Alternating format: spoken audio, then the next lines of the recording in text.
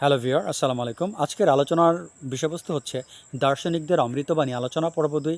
এই বিষয়ে সঙ্গে আছে আমি প্রভাষক ইফতেখার আহমেদ রতন। আজকে আমরা আলোচনা করব বিখ্যাত গ্রিক দার্শনিক সক্রেটিসের একটি বাণী। সেটি হচ্ছে, আমি জানি যে আমি কিছুই জানি না। এটা একটি প্যারাডক্স। আমি জানি যে আমি কিছুই জানি না। এই প্যারাডক্স নিয়ে আমি একটা আলাদা ভিডিও করেছিলাম।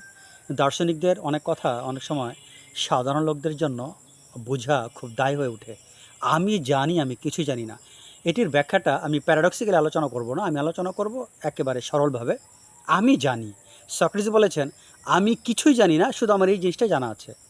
তার মানে সক্রেটিস বলতে চাচ্ছেন উনি কিছুই শিখেননি, উনি একটা জিনিসই জানেন, সেটা হচ্ছে কি আমি জানি না।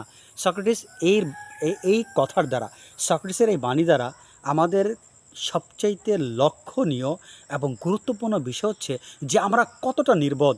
আমরা সবসময় নিজেদেরকে জ্ঞান হিসেবে ভান করে থাকি। আমরা মনে করি উই আর ওয়াইজার। এটা হচ্ছে আমাদের সবচেয়ে একটা বোকামি। আসলে সত্যিকারের যারা জ্ঞানী তারা কিন্তু অলওয়েজ নিজেদেরকে বোকা মনে করে থাকেন। তারা মনে হয় কি তারা কিছু জানেন না। তারা প্রকৃতি থেকে, তারা মানুষের কাছ থেকে, তারা জীবজন্তু থেকে, তারা সমাজ থেকে শিক্ষা নেওয়ার জন্য অলওয়েজ তারা চোখ মেলে থাকেন। তারা যে জানেন এই বিষয়টা তাদের কখনোই মাথায় কাজ করে না। আসলে কি এই দুনিয়া, মহান আল্লাহ তাআলা দুনিয়াকে সৃষ্টি করেছেন, এই দুনিয়ার কিছুই আমরা এখনও শিখতে পারিনি। আমাদের এই ভাবটা রাখতে হবে আমরা কিছুই জানি না। এই টেন্ডেন্সি যদি আমাদের থাকে, দেন শিক্ষার প্রতি আমাদের অনুরাগটা বাড়বে।